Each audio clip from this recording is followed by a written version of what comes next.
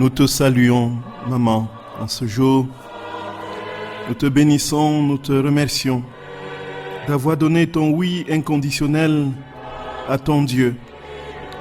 Nous te disons un infini merci d'avoir accepté de concevoir celui qui nous a sauvés, celui qui a été notre Créateur, puisque tout a été créé par lui, et rien de ce qui a été créé n'a été créé sans lui. Nous te bénissons, très sainte Mère, pour ton fiat, qui nous a ainsi ouvert les portes du salut et qui nous a conduits pleinement dans la foi invincible en ce cadeau que Dieu veut nous faire, exaucer sa prière, faire le don de sa volonté à l'humanité. Nous te bénissons, très sainte Mère, Mère très chaste, Mère sans tache, Mère toujours vierge, Mère digne d'amour, Mère admirable, Mère du bon conseil, Mère de miséricorde, Mère de l'espérance, Mère de l'Église, Mère comblée de grâce, Mère très humble, Mère très pauvre, Mère croyante, obéissante, Mère prudente, souffrante, Mère digne de toute vénération, Mère digne de louange, Mère puissante, nous te rendons grâce, Vierge pleine de bonté, Vierge bénie entre toutes les vierges. Nous te bénissons, Ève nouvelle. Nous te bénissons, fille de Sion, héritière de la promesse. Sois bénie, maman. Sois bénie, servante du Seigneur. Nous te rendons grâce et te bénissons. Aide-nous par ton oui à dire notre oui au Seigneur. Place notre oui dans ton oui pour que notre vie soit offrande parfaite de gloire et de louange au Créateur comme l'a été ta vie. Sois bénie, médiatrice de grâce. Sois bénie, modèle des épouses et santé des malades. Nous te bénissons, maman. Nous te bénissons. Nous te bénissons. Sois loué, sois béni, sois exalté, sois glorifié. Qui est comme toi, digne de toutes les louanges, chantées par des générations d'hommes, celles que toutes les générations sont tenues de dire et de proclamer bienheureuses. Sois bénie, maman, sois bénie, sois bénie, sois bénie, sois bénie, sois bénie, sois bénie, sois bénie, sois bénie, sois bénie, sois bénie. Frères et sœurs bien-aimés, vous êtes les bienvenus sur la radio de la Divine Volonté, la radio de l'association française Luisa Picaretta. Nous vous souhaitons la bienvenue en ce soir où nous allons continuer notre méditation sur les prérogatives et les grâces qui ont été déposées dans la très sainte Mère, les biens divins, les trésors ineffables, venus de son don total, de l'acceptation totale de son projet sur lui. La dernière fois, frères et sœurs bien-aimés, nous parlions de ces grâces inouïes que le Créateur avait déposées en elle, le don de la divine fécondité que nous allons développer aujourd'hui et qui a été la suite justement de cette grâce, de l'acte continuel de laquelle elle participait. Cet acte continuel de Dieu qui est cette capacité, comme nous l'avons dit la dernière fois, que Dieu a de créer toujours de manière infinie, puisque toutes ses prérogatives sont infinies, étant donné que tout ce qui sort de lui ne peut qu'être infini. Nous bénissons le Seigneur de cette grâce qu'il a donnée à la très sainte Mère, faisant d'elle la coopératrice de la création par son Fils, par qui tout a été créé. Et comme nous l'avons dit, tout ce qui est en Dieu, en fait, sa substance étant infinie, tout ce qui est en lui ne peut qu'être infini. Toutes les prérogatives, tous les dons, tous les attributs, la vertu de sagesse, d'intelligence, de puissance, de force, de sainteté, ne peuvent qu'être infinis. Et tous les autres attributs que nous pouvons multiplier à l'infini ne peuvent qu'être infinis puisque Dieu est infini dans sa substance. Et alors Marie a participé à l'acte continuel de Dieu en participant à cette infinité de ses prérogatives. Et c'est pour cela qu'il y a ici quelque chose à comprendre. Dieu veut que nous ayons, nous aussi, cette grâce de participation à sa vie pleine. Et si Marie l'a eue, cette grâce, c'est tout simplement parce qu'elle a été dotée de la grâce, de la fécondité, justement, de Dieu. La fécondité, la semence de la fécondité divine. Voilà, comme le Seigneur le dit. Et cette semence de la fécondité divine est le moteur de la participation à l'acte continuel de Dieu. Frères et sœurs bien-aimés, soyez les bienvenus. Que Dieu vous bénisse infiniment. Et puis, à tout de suite. Notre Père qui es aux cieux, que ton nom soit sanctifié, que ton règne vienne, que ta volonté soit faite sur la terre comme au ciel. Donne-nous aujourd'hui notre pain de ce jour. Pardonne-nous nos offenses, comme nous pardonnons aussi à ceux qui nous ont offensés. Et ne nous laisse pas entrer en tentation, mais délivre-nous du mal. Amen. Je vous salue Marie, pleine de grâce, le Seigneur est avec vous. Vous êtes bénie entre toutes les femmes, et Jésus, le fruit de vos entrailles, est béni. Sainte Marie, Mère de Dieu, priez pour nos pauvres pécheurs, maintenant et à l'heure de notre mort. Amen. Je vous salue Marie, pleine de grâce, le Seigneur est avec vous. Vous êtes bénie entre toutes les femmes, et Jésus, le fruit de vos entrailles, est béni. Sainte Marie, Mère de Dieu, priez pour nos pauvres pécheurs, maintenant et à l'heure de notre mort. Amen. Je vous salue Marie, pleine de grâce. Le Seigneur est avec vous. Vous êtes bénie entre toutes les femmes, et Jésus, le fruit de vos entrailles, est béni. Sainte Marie, Mère de Dieu, priez pour nos pauvres pécheurs, maintenant et à l'heure de notre mort. Amen. Je vous salue Marie, pleine de grâce. Le Seigneur est avec vous. Vous êtes bénie entre toutes les femmes, et Jésus, le fruit de vos entrailles, est béni. Sainte Marie, Mère de Dieu, priez pour nos pauvres pécheurs, maintenant et à l'heure de notre mort. Amen. Je vous salue Marie, pleine de grâce. Le Seigneur est avec vous. Vous êtes bénie entre toutes les femmes, et Jésus, le fruit de vos entrailles, est béni.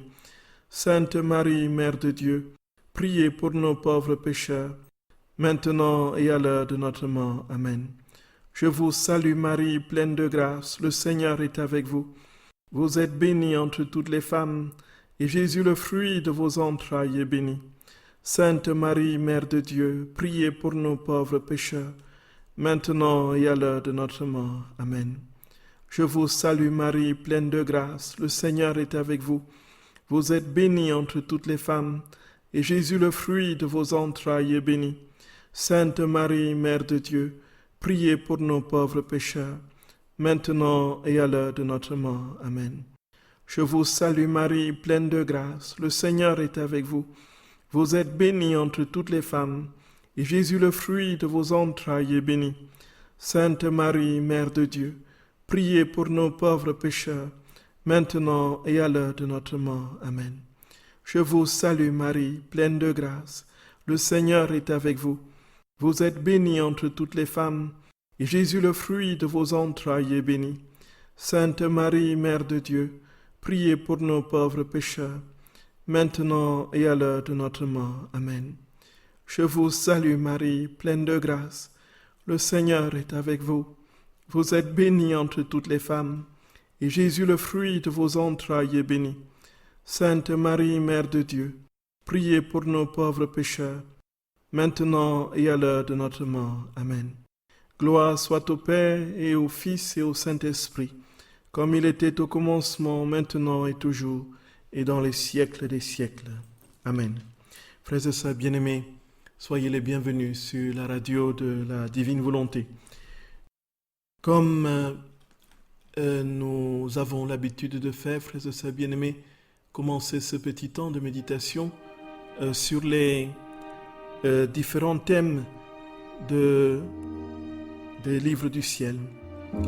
Et comme c'est le mois de rosaire, pour ceux qui prennent le train en marche, nous avons commencé par la Vierge Marie. Et nous allons certainement aller plus loin que le mois d'octobre pour parler de la Vierge Marie, tellement le sujet est immensement vaste. Et le livre du ciel contient des passages, des perles inouïe qui serait dommage justement de mettre de côté si on veut vraiment comprendre quel est le dessein de Dieu sur notre très sainte main. Frères et sœurs bien-aimés, la dernière fois nous parlions justement de cette grâce que le Seigneur avait donnée à Marie d'être la reine de la création. Et nous avons expliqué à partir de l'Écriture comment est-ce qu'elle était véritablement reine dans la participation de la royauté de son Fils. Et comment est-ce que Jésus explique à Luisa Picaretta la grâce qu'elle a eue d'avoir l'acte continuel de Dieu. Cet acte continuel de Dieu qui la faisait participer à l'acte unique de Dieu, qui faisait qu'elle était justement non seulement reine de la création, mais elle continuait à créer avec Dieu. C'est-à-dire qu'elle était dans la perspective, dans la logique de la perpétuelle et interminable recréation de l'univers. C'est-à-dire qu'elle n'est pas simplement reine de la création, mais elle participe avec le Créateur qui est infini. Elle participe de son œuvre de création perpétuelle, puisque tous les attributs de Dieu sont tout aussi infinis que sa substance. C'est-à-dire Dieu est infini par essence, et puisqu'il est infini, tout ce qui jaillit de lui est infini.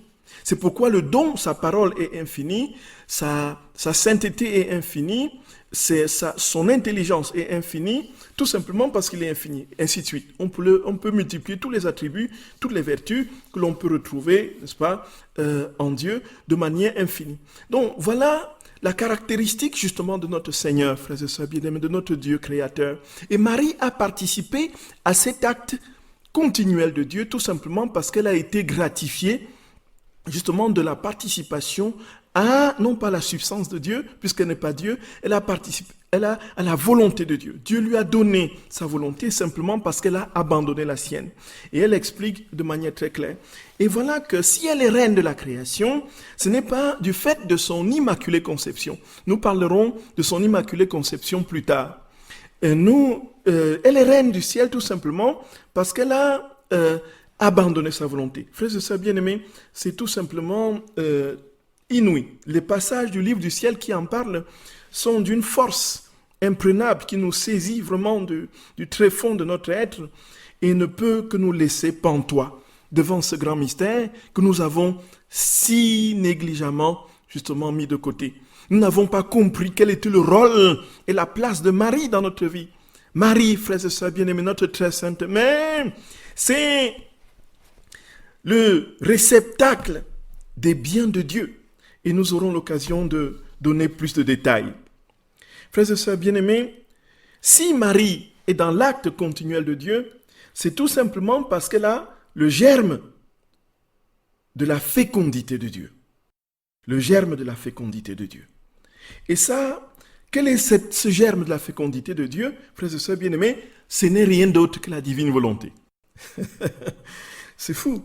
Le Seigneur le dit très clairement au tome 23, du 27 novembre 1927. Et le germe de la divine fécondité, frères et sœurs bien-aimés, c'est en fait la volonté de Dieu qui prend possession de l'âme humaine et qui lui donne en même temps les attributs de Dieu. C'est ça.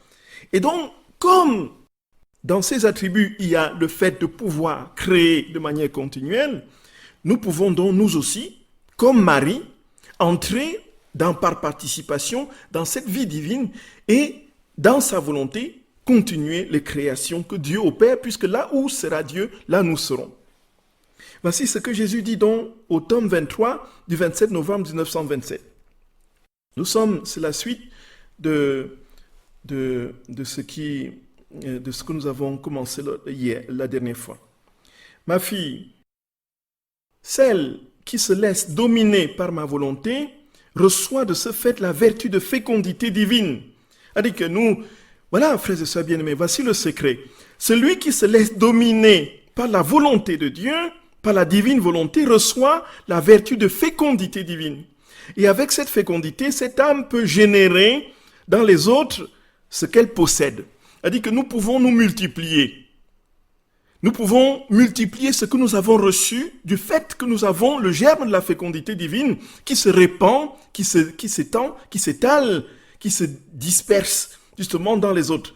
Tout simplement parce que nous ne pouvons pas faire autrement que de nous donner. Allez, il y a une vérité en Dieu, frères et sœurs bien-aimés, c'est qu'il ne peut rien faire d'autre que de se donner. Il se donne sans se perdre. Il se donne continuellement, de manière infinie. Il est dans le mouvement incessant de donation de lui-même à l'humanité. Et donc, si nous sommes dans ce germe de la divine fécondité, comme Marie l'a reçu, alors nous pouvons nous aussi toujours donner, toujours donner. Alors, c'est pourquoi dans la divine volonté, on ne pense plus à soi, en fait. On ne peut plus penser à soi-même. Donc, un des critères pour savoir, avec d'autres bien sûr, qu'on n'est pas dans la divine volonté, c'est quand on est rivé sur soi, comme disait quelqu'un, on pique du nez sur son nombril, on est continuellement en train de ressasser, quelle est ma vie, quelle sera ma vie, qu'est-ce que je vais devenir, qu'est-ce que ceci, ainsi de suite. C'est la preuve que nous n'avons pas encore le germe de la divine fécondité. Puisque la divine fécondité, c'est une sortie continuelle de soi-même. Donc, avec cette divine fécondité, je continue. Elle forme la plus belle et la plus longue génération qui lui apportera la gloire et le cortège de tant de naissances générées dans ses propres actes. Cette âme verra sortir d'elle la génération des enfants de la lumière, du bonheur et de la sainteté divine. C'est-à-dire que lorsque nous avons ce germe de la fécondité divine qu'a eu la très sainte Vierge Marie, nous voyons sortir de nous, frères et sœurs bien-aimés, même si nous n'avons pas conscience des vies divines. Nous voyons sortir de nous des lumières. Nous voyons sortir de nous le bonheur, la sainteté divine. Oh, comme elle est belle, sainte et pure, la fécondité du germe de ma divine volonté. Elle est lumière et génère de la lumière. Elle est sainte et génère de la sainteté. Elle est forte et génère de la force. Voyez? Donc, en fait, il jaillissent de nous les vertus divines, la force, la sainteté, la lumière. Donc, tout ce qui est en Dieu, contenu en Dieu, nous est donné en partage et nous le laissons jaillir et sortir de nous. Donc, elle possède, dit Jésus, tous les biens et génère la paix, la joie et le bonheur. Si tu savais le bien que t'apportera à toi et après cela aux autres, le germe fécond de cette volonté si sainte, qui sait quand et comment générer à chaque instant les biens qu'elle possède. Voyez, frères et sœurs bien-aimés. Et Jésus continue en disant, c'est de cette manière, écoutons comment il appelle sa maman, c'est de cette manière que son Altesse, la reine souveraine, put générer seule et sans l'aide d'un autre le Verbe éternel, parce qu'en ne donnant pas vie à sa volonté humaine, elle n'a donné vie qu'à la divine volonté. Elle acquit ainsi la plénitude du germe de la divine fécondité et puis générer celui que le ciel et la terre ne peuvent contenir. Voyez, frères et sœurs bien-aimés, nous voyons ça, frères et sœurs d'amour. Jésus dit que ici, Marie n'a eu besoin de personne pour générer le Créateur, pour générer son Fils. Tout simplement parce qu'elle possédait en elle le germe de la fécondité divine qui était la volonté divine et qui faisait que en elle, tout ce qui jaillissait ne pouvait qu'être Dieu et dont elle ne pouvait que sortir naturellement Dieu de sa personne. Oh, c'est incroyablement puissant, puissant, puissant. Quand on y fait attention, frères et sœurs bien-aimés, on ne peut que rendre grâce au Seigneur pour une si grande et tendre maman, une si grande et glorieuse mère. Merci maman, merci maman. Et pardon pour notre si grande indifférence vis-à-vis de toi. Ouais. Alors, il dit Jésus, elle acquit ainsi la plénitude du germe de la divine fécondité et puis générer celui que le ciel et la terre ne peuvent contenir. Donc elle est même capable de générer Dieu, donc la vie de Dieu même, tout simplement parce qu'en elle, c'est Dieu qui vivait. Et elle put non seulement le générer en elle-même, dans son sein maternel, mais dans toutes les créatures. Comme elle est noble et longue, la génération des enfants de la Reine du Ciel. Tous ont été générés dans ce divin fiat qui peut tout et contient tout. Voyez, comme elle est noble et longue, la génération des enfants de la Reine du Ciel. Oui, frères et sœurs bien-aimés. Donc en fait, posséder la divine volonté, c'est se entrer dans les entrailles de Marie, en fait. C'est Marie qui a la plénitude de cette divine volonté, avec Jésus, bien sûr, des créatures sur terre. Donc, Louisa l'a reçu vers la fin de sa vie, elle ne l'a pas eu au début, voyez. Donc c'est vers la fin de sa vie, après le mariage mystique, et qu'elle a été gratifiée de ce cadeau, mais très tardivement. Mais ici, la Vierge, déjà dans sa naissance même, avait déjà été recouverte, comme elle le dit, dans les 30 jours du mois de mai, recouverte du germe de la divine volonté, qui recouvrait la semence humaine. Donc elle était déjà emmitouflée dans cette divine volonté. Et donc elle pouvait donc désormais générer non seulement le Créateur, mais ce qui est son Fils, bien sûr, mais aussi générer, comme on l'a dit la dernière fois, être la mère de tous les frères de son Fils, dont il est le premier-né, dont nous sommes. Alors, il dit, tous ont été générés dans ce divin fiat qui peut tout et contient tout. Ainsi, ma divine volonté élève la créature et la rend participante de la fécondité de la paternité céleste. De quelle puissance, que de sublimes mystères elle possède. Voyez, frères et sœurs bien-aimés, voyez ça. C'est incroyablement puissant. C'est incroyablement puissant. Frères et sœurs bien-aimés, et du fait qu'elle avait donc cette grâce de la divine fécondité, elle avait donc le pouvoir sur toute chose. Nous comprenons donc pourquoi est-ce qu'elle est reine de la création, tout simplement parce qu'elle avait ce germe de la divine fécondité qui lui faisait participer à l'acte continuel de création de Dieu. Et ce faisant, elle générait tous les enfants de son Fils qui viendraient dans la foi, agrandit la grande famille de tous ceux qui participeraient des fils et filles de la divine volonté. Et de ce fait, elle avait le pouvoir sur toute chose, sur toute chose. Et nous avons dit la dernière fois, en parlant justement de ce qui s'est passé à Fatima, on a vu notre très sainte mère commander au soleil de prendre différentes positions. On voit aussi effectivement beaucoup de saints, quand ils ont une grande intimité et communion avec le Seigneur, ont un réel pouvoir sur la nature.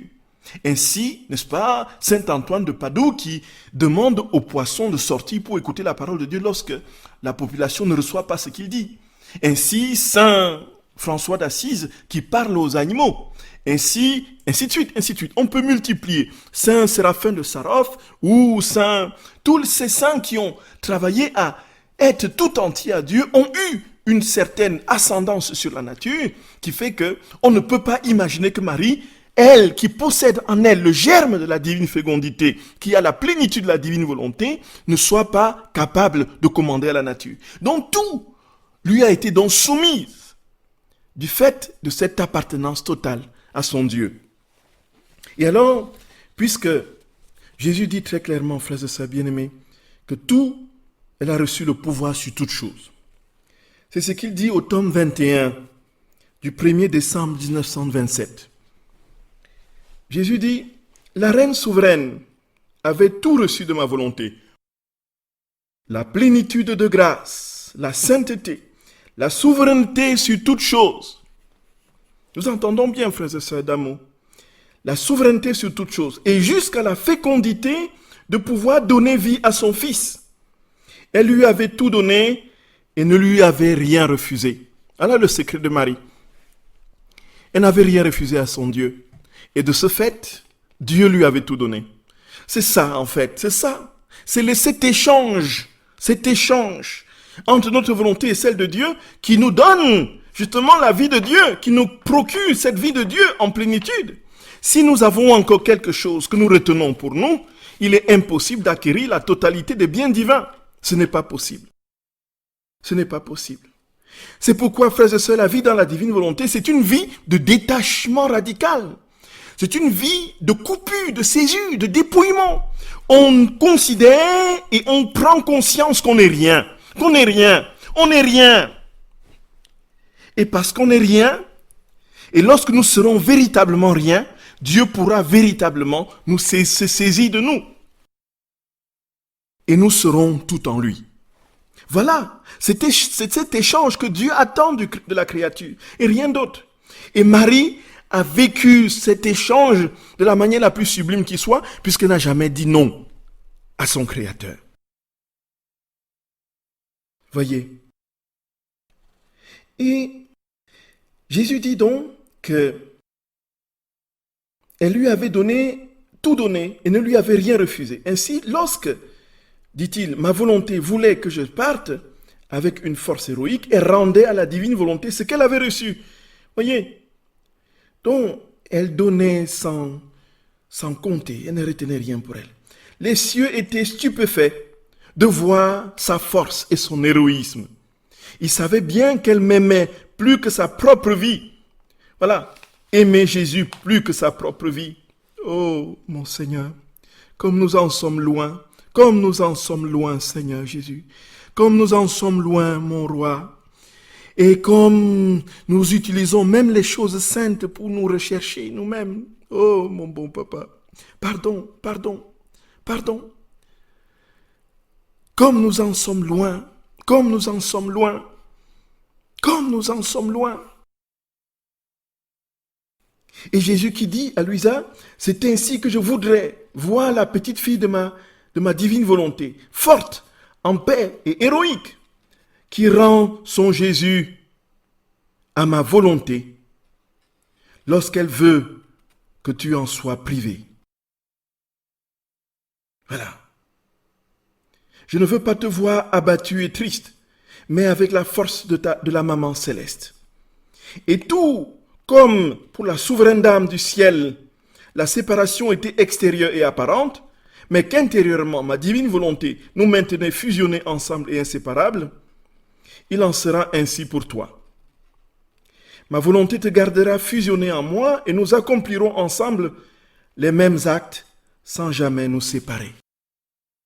Voilà. Voyez mes très chers, voyez frères et sœurs bien-aimés, chers amis, auditeurs, auditrices, le secret est là, le secret est là. Tant que nous ne nous sommes pas totalement oubliés, on n'ira pas loin. On n'ira pas loin. Si nous sommes continuellement en train de nous préoccuper de nous, nous n'irons pas loin. Et nous voyons bien ici, Luisa est justement elle est déjà pratiquement détachée de tout, puisque dans les premiers tomes, Jésus a déjà opéré des grandes transformations en elle, par la coupure d'avec ses affections, l'attachement aux objets, ainsi de suite, ainsi de suite. Mais ici, nous sommes au tome 21. Elle est encore dans l'inquiétude que son Jésus l'abandonne, que son Jésus ne soit pas là, qu'il soit parti, ainsi de suite. Et même là encore, tu dois pouvoir supporter et accepter que tu ne me sentes pas, que je ne sois pas là, de manière sensible, concrète. Accepte, accepte, accepte. Dis un oui pour tout ce que je ferai en toi. N'entre pas dans les pourparlers avec moi. Accepte ce que je te dis et donne-toi totalement à ma volonté souveraine qui n'est qu'amour pour toi. Et je t'aime d'un amour infini. Comment puis-je t'abandonner? Et c'est notre Seigneur qui dit dans Isaïe au chapitre 49, est-ce qu'une mère peut oublier son enfant? Peut-elle cesser de chérir le fruit de ses entrailles? Même si s'en trouvait une pour oublier, il dit, moi je ne t'oublierai jamais, car j'ai gravé ton nom dans les paumes de mes mains. Donc, même quand nous n'avons pas le sentiment de Dieu, Dieu est là, frères et sœurs bien-aimés. Peut-être encore plus présent, peut-être encore plus enfoui en nous-mêmes. Et donc Jésus dit, mais fais comme ma maman. Et il dit à Luisa, fais comme ma maman. Accepte que tu ne me sentes pas et fais comme ma maman céleste. Ne sois pas abattu et triste parce que soi-disant tu crois que je t'ai abandonné. Frères et sœurs bien-aimés, ça va jusque-là le dépouillement. Ça va jusque-là le dépouillement. Accepter même que l'on ne sente pas Dieu. C'est ça. Ça va très loin. Et donc parce que la très sainte mère avait tout donné, puisqu'elle n'avait rien retenu pour elle, Jésus lui a donné donc l'empire sur tous les êtres et tous les éléments créés, sur toute la création. Et c'est pour nous, frères et sœurs bien-aimés, l'occasion de rappeler que si nous avons ces enseignements, c'est bien parce que Jésus veut nous conduire, nous aussi, à la place de sa mère. En fait, ce qu'il nous dit par Luisa Piccarreta dans ses enseignements, c'est que, en fait, ce que j'ai fait pour ma mère, je veux le faire aussi pour toi. Voilà. C'est ça. Donc le cadeau de cette vie divine pleine, je veux le faire pour toi. Je veux te le donner. Voilà le sens de tout ce que Jésus dit. Rien d'autre. Et donc la très sainte mère vient confirmer à Luisa, dans les 30 jours du mois de mai, la Vierge Marie dans le royaume de la divine volonté, ces catéchèses que la très sainte mère lui donne chaque jour et lui enseigne comment se détacher d'elle-même et de ne vivre que de la divine volonté, elle vient justement confirmer que du fait qu'elle avait tout donné à Dieu et qu'elle avait reçu le germe de la fécondité divine et la divine volonté en sa plénitude, elle a été la reine de la création, tout lui obéissait, tout lui obéissait. Ça, c'est incroyablement puissant. Frères et sœurs bien-aimés, c'est au 3e jour. Donc pour ceux qui méditent les livres du ciel et qui ont la Vierge Marie dans le royaume de la divine volonté, vous le trouvez donc au 3e jour. Donc le 3e pas de la divine volonté dans la reine du ciel. Alors, voici la leçon que la très sainte mère Vierge Marie donne à Luisa Picaretta.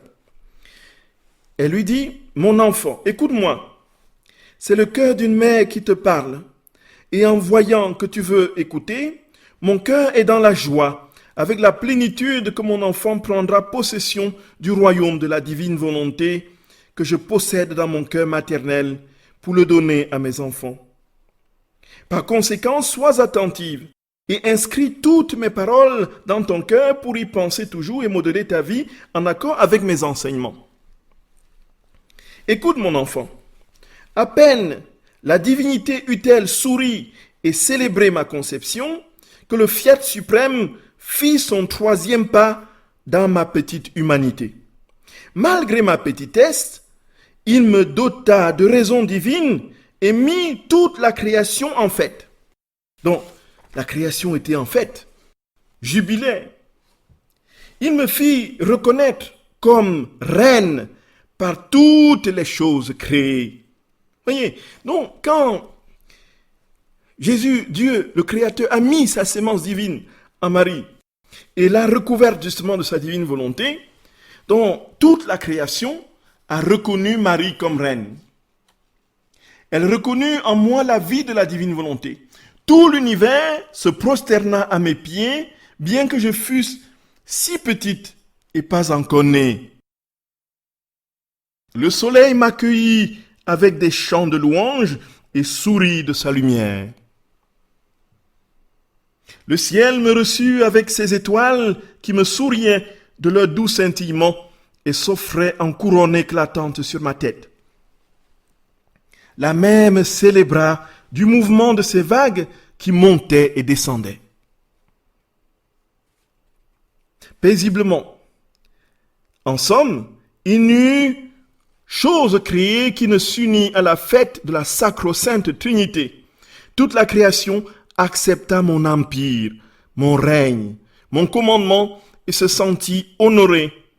Qu'après tant de siècles depuis qu'Adam avait perdu la gouverne et l'empire comme roi de la création, en se retirant de la divine volonté, elle trouvait en moi sa reine. Et la création tout entière me proclama reine du ciel et de la terre. Voyez, frères et sœurs bien-aimés, voyez, Marie vient confirmer tout ce que Jésus a dit. Au fond, nous verrons tous Marie. Nous verrons tous notre très sainte mère. Frères et sœurs bien-aimés, c'est quelque chose de tout simplement inouï, tellement vrai, tellement vrai. Si nous savons nous abandonner, et nous allons le voir, la très sainte mère dit que, en fait, elle règne. Si elle règne seule. Et ça, ce n'est pas normal qu'elle soit seule. Elle attend de nombreux autres enfants, la divine volonté, qui régneront avec elle. Le problème est là, c'est que nous sommes tellement souvent empêtrés dans notre pauvreté, dans notre misère, que nous n'avons pas conscience de cette grâce insigne que le Seigneur nous fait, de participer à sa royauté, en devenant comme des rois, comme sa mère reine, dans les mêmes dispositions, parce qu'il nous aura fait retourner à la grâce primitive du don, de l'accueil, de l'acquisition de sa divine volonté. Frères et sœurs bien-aimés, Voilà le grand secret de la très sainte Vierge Marie. Voilà le grand secret de la très sainte Vierge Marie. C'est que elle était, et comme l'occasion nous sera certainement donnée de le dire, on peut dire, bon, voilà, Marie, en fait, elle n'a pas eu, elle a eu tout ça, le doigt dans le nez, elle n'a pas eu d'épreuve. Non, c'est se leurrer. Parce que la très sainte mère, comme Adam, a eu une épreuve. C'est ce qu'elle explique, justement. Elle a eu à affronter une épreuve que Dieu lui a donné de traverser. Parce que l'épreuve n'est pas pour nous faire chuter, on aura l'occasion d'en parler, mais c'est pour nous redonner la place initiale, bien plus glorieuse que celle du serviteur ou de la servante que nous occupons aujourd'hui. Donc nous partons par l'épreuve du statut du fils au statut justement du partenaire du Père. C'est pourquoi Saint Paul dit, nous sommes héritiers de Dieu. Voyez, frères et sœurs bien-aimés. Et donc, Marie est donc, et la très sainte mère qui dit, mon enfant, écoute ta mère. Oh, combien mon cœur souffre de te voir si faible et si pauvre, sans même le vrai pouvoir de te gouverner toi-même. Les peurs, les doutes et les appréhensions sont là qui te dominent comme autant de misérables haillons de ta volonté humaine. Mais sais-tu pourquoi? Parce qu'il n'y a pas en toi la vie intégrale de la divine volonté qui met en fuite tous les maux de la volonté humaine, te rend heureuse et te comble de tous les biens qu'elle possède. Voilà. Ah, si tu décides d'un ferme propos de ne plus donner vie à ta volonté, tu sentiras mourir en toi tous tes maux et revenir à la vie de tous les biens. Et revenir à la vie de tous les biens. Alors, tout te sourira et la divine volonté fera en toi son troisième pas. Toute la création accueillera la nouvelle venue dans le royaume de la divine volonté. Voyez, frères et sœurs bien-aimés, voyez ça.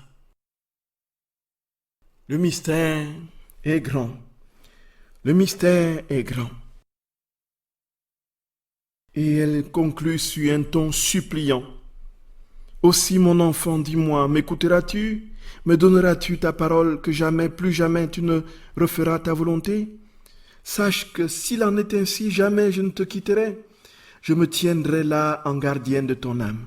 Je t'envelopperai de ma lumière pour que personne n'ose troubler mon enfant, et je te donnerai mon empire pour que tu puisses avoir autorité sur tous les maux de ta volonté. Voyez, frères et sœurs bien-aimés, voyez, c'est tout simplement inouï, tout simplement inouï. Frères et sœurs d'amour, que Jésus nous accorde sa paix. Je vous retrouve dans 2 secondes pour la suite, le temps d'une petite pause musicale, et puis nous essaierons de répondre à quelques questions, ou encore nous continuerons tout simplement notre émission. Que Jésus vous accorde sa grâce.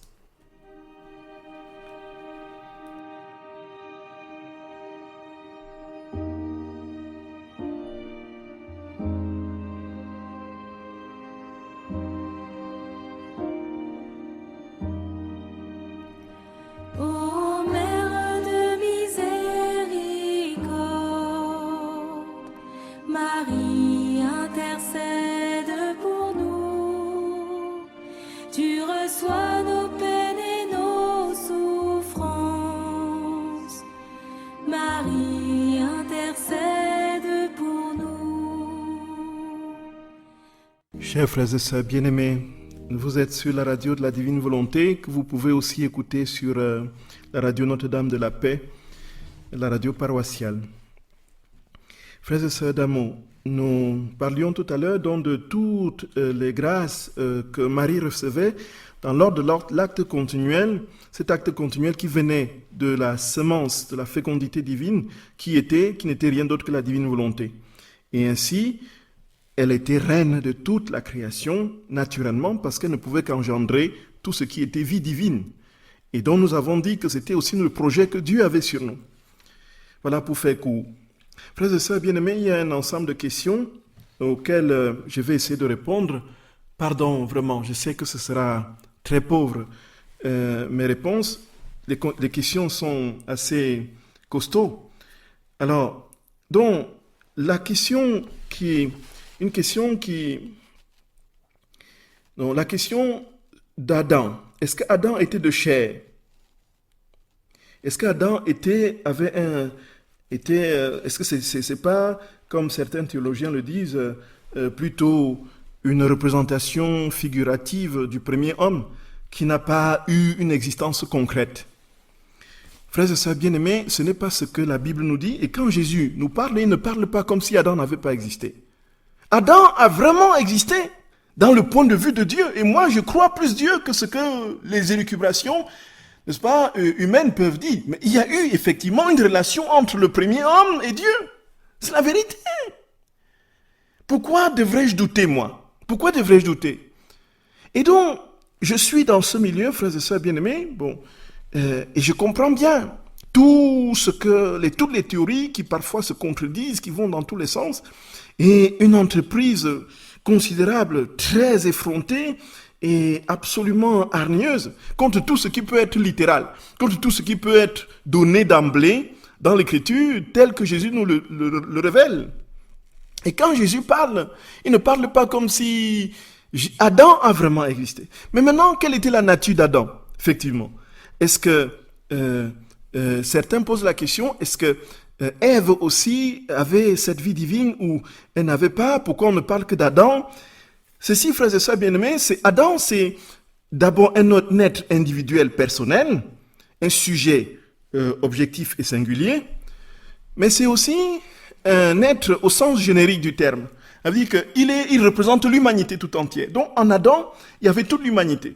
Et c'est pourquoi saint Thomas d'Aquin dira que tout le genre humain est en Adam comme l'unique corps d'un homme unique. C'est ce que saint Thomas d'Aquin dit. Et donc, puisque Adam est sorti de la divine volonté, c'est l'humanité tout entière qui a pâti, qui est donc sortie de cette divine volonté. Voyez, frères et sœurs bien-aimés. Alors, voici donc ce que je peux dire pour cette question, frères et sœurs.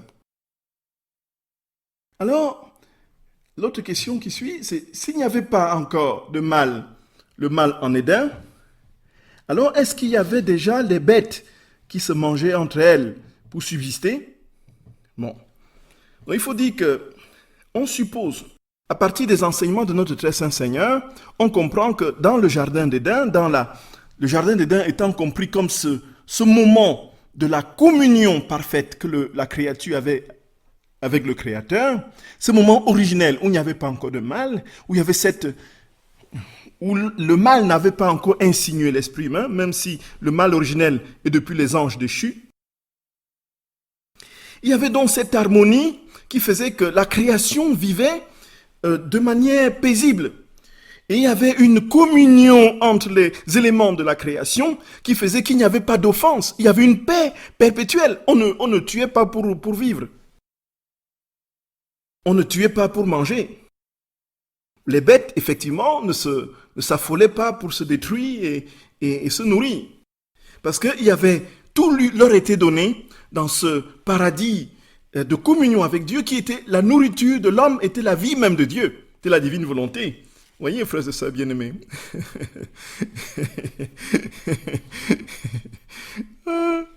Voyez, de quoi Jésus dit? Jésus dit dans le livre du ciel, donc au moment de la divine volonté, en fait, celui qui est dans la divine volonté, à un moment donné même, il n'y aura même plus de maladie. En fait, la plénitude de vie dans la divine volonté exclut la maladie. Donc ça exclut toute déformation de l'être humain, considéré comme esprit, âme, cœur et corps. Donc toute la dégénérescence dans laquelle l'humanité aujourd'hui a été introduite vient de ce qu'elle est sortie de la vie divine. Dans la vie divine, il n'y avait pas de souffrance, il n'y avait pas de maladie, il n'y avait pas il n'y avait même pas de famine quelque part, puisque la nourriture de l'homme était la vie de Dieu. Et l'idée, on a une idée très précise de ce que pourrait être cette restauration universelle de la création dans la divine volonté. Dans le livre d'Isaïe, nous connaissons très très bien ce texte, Isaïe au chapitre 11. où, n'est-ce pas, le prophète dit que, n'est-ce pas, ce rameau qui sortira de la souche de Jessé, n'est-ce pas, le rejeton de ses racines, sur lui se reposera l'esprit du Seigneur, esprit de conseil et d'intelligence, esprit de conseil et de force, esprit de science et de piété, esprit de la crainte du Seigneur. Alors, il va continuer dans les versets qui vont suivre en disant que lorsqu'il viendra donc, il y aura une paix universelle. Il prononcera avec droiture sur les malheureux de la terre et il frappera la terre de sa parole comme d'une verge. Et la justice sera la ceinture de ses hanches.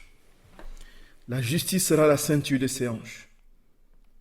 Voyez, frères et sœurs bien-aimés. Et la fidélité, le bouclier de ses reins. Le loup habitera avec l'agneau, et la panthère se couchera avec le chevreau. Le veau, le lionceau et le bétail qu'on engraisse seront ensemble, et un petit enfant les conduira. La vache et l'ours auront un même pâturage, leur petit un même gîte, et le lion comme le bœuf mangera de la paille. Le nourrisson se couchera sur le nid du cobra, de la vipère, et l'enfant sevré mettra sa main dans la caverne du basilic. Il ne se fera ni tort ni dommage sur toute ma montagne sainte, car la terre sera remplie de la connaissance du Seigneur Adonai. Voyez, frères et sœurs bien-aimés, voyez un peu, ça nous donne une idée de ce que pourrait être cette restauration universelle. Donc, on suppose donc, si ceci est dit, et comme Jésus l'explique, à l'origine, il y avait cette paix universelle, cette paix continuelle, qui faisait que les êtres ne se jalousaient pas, les êtres ne se tripaient pas. Il y avait cette communion continuelle, n'est-ce pas, qui circulait dans la création, du fait que tout le monde était dans la vie divine, la divine volonté. Et alors, la rupture d'avec la divine volonté a provoqué donc la chute, et elle a changé très concrètement, matériellement, la nature des êtres. Voilà. Comment comprendre ça, frères et sœurs bien-aimés? On pourrait dire que l'homme est indépendant de la nature. On pourrait le dire. Pourquoi est-ce que la sortie de l'homme dans la divine volonté va provoquer la férocité des animaux qui vont détruire pour se nourrir, vont provoquer justement la déferlante de tous les cataclysmes et tout ça? Frères et sœurs bien-aimés, tout simplement parce que en fait, la nature n'est pas détachée de l'homme. Dieu a créé la nature en vue de l'homme. Le but de Dieu, c'était de créer l'homme. Et comme il fallait que l'homme vive, l'essentiel pour Dieu n'était pas tous les autres êtres, les éléments créés, c'était l'homme. Tout était fait pour que l'homme parvienne à cette plénitude de vie. Et comme l'homme est sorti, le maillon principal de la création, étant sorti de la divine volonté, a précipité toute la création dans la chute. Voilà, frères et sœurs bien-aimés, voilà un peu ce que nous pouvons répondre à ces différentes questions. Effectivement, la nature a totalement changé. Et ici, nous sommes au cœur même du mystère, même du péché. Nous voyons, frères et sœurs, la dégradation vient justement de ce que l'homme a perdu ses origines. Et ses origines sont en Dieu. Et Dieu dit, si tu veux retrouver ta place dans la création, comme roi de la création à l'instar de ma mère, s'il te plaît, donne-moi ta volonté et prends la mienne en cadeau. Reçois la mienne en cadeau. Et c'est alors que je pourrai te rétablir dans tes droits premiers, ceux-là que tu as perdus en t'éloignant de moi. Frères et sœurs bien-aimés, nous voyons que tout, en définitive, c'est une question de disparaître à soi. Mourir à soi, c'est tout, c'est la même chose. La divine volonté, c'est ça en fait. Mourir à soi, mourir à soi, mourir à soi. La mort à soi-même, le terreau de l'acquisition du cadeau de la divine volonté. Et quand le temps passe sans que nous n'ayons des progrès dans le sentiment de notre pauvreté et de notre néant, posons-nous des questions, frères et sœurs bien-aimés.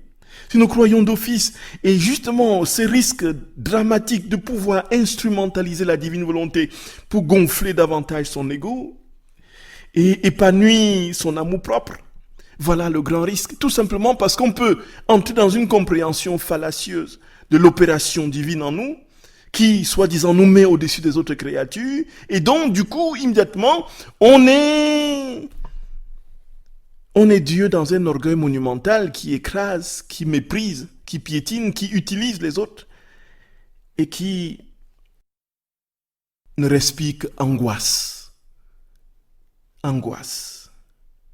déprime, aigreur, jalousie. Là n'est pas la divine volonté. Là n'est pas la divine volonté. Et c'est pourquoi, frères et sœurs bien-aimés, nous dirons qu'il faut absolument entrer dans la grâce sacramentelle de la réconciliation. C'est là, Jésus, dans ce sacrement, nous purifie au jour le jour, nous crée en nous ce terreau, dispose notre âme à être toujours plus simple et humble, dispose notre cœur à accueillir le grand don et le grand cadeau sur la cendre de notre ego. Voilà, frères et sœurs bien-aimés, voilà la divine volonté. Voilà la divine volonté. Et c'est cela le secret de Marie. Ce sera le secret de notre très sainte mère. Imitons-la, frères et sœurs d'amour. Imitons-la sans réserve. Imitons-la sans réserve. Et entrons dans cette plénitude de vie et de communion sans chercher autre chose que lui. Seigneur, nous te bénissons, nous te rendons grâce. Sois béni, maman, sois béni. Frères et sœurs bien-aimés, si vous avez des questions, vous pouvez, dans les minutes qui restent, les poser au 06 74 14 94 70. Oui, frères et sœurs bien-aimés, j'espère que vous êtes encore là. Oui, frères et sœurs, donc, nous disions que, nous sommes à la fin de notre émission, visiblement. Nous disions, frères et sœurs bien-aimés, que, j'essaie de regarder les questions, pardonnez-moi. Voilà, frères et sœurs bien-aimés, merci infiniment. Merci de tout cœur. Donc, encore une fois, frères et sœurs, comment vous dire les choses pour terminer? Sinon que nous allons demander tout simplement à notre très sainte mère de nous accorder la grâce d'être des êtres complètement dilués dans son amour, complètement immergés en Dieu. Et ça passe par le décrassage de notre ego, de notre moi. Ça passe par là, frères et sœurs bien-aimés, ça passe par là. Laissons-nous tout simplement être immergés dans cet amour infini du Seigneur. Et donnons notre oui en vérité, de manière parfaite, à notre Seigneur, comme Marie l'a donné. Et c'est alors que nous serons véritablement rois, que nous serons véritablement reines, que nous serons au-dessus de toute la mêlée, dans l'ordre des choses, dans l'ordre divin des choses. Nous serons paisibles, nous serons unis dans une paix indicible, la paix du cœur de Marie.